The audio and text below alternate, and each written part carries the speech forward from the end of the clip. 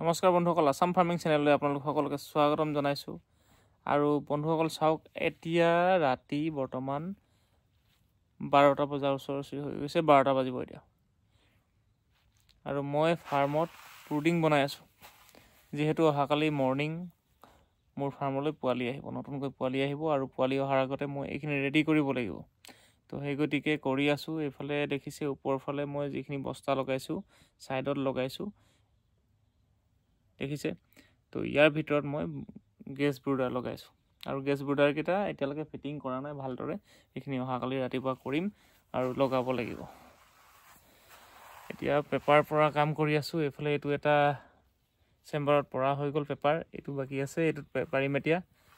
আৰু লাইটৰ বাল্ববিলাক চাওক আপোনালোকে, মই 200 ৱাটৰ বাল্ব লগাই দিছোঁ, কিন্তু অলপ দুটা গেছ ব্ৰুডাৰ থকাৰ কাৰণে মোৰ অকণমান দুটা ব্ৰুডিং বনাবলগীয়া হৈছে। অলপ স্পেচটো ডাঙৰ নিচিনা হৈছে। তেনেকৈ ডাঙৰ নহয় একচুৱেলি, যিটো এৰিয়াত আগতে কৰিছিলোঁ তাতকৈ সৰুৱে হৈছে, কিন্তু ব্ৰুডিংকেইটা চেম্বাৰকেইটা অলপমান ডাঙৰ ডাঙৰ হৈছে।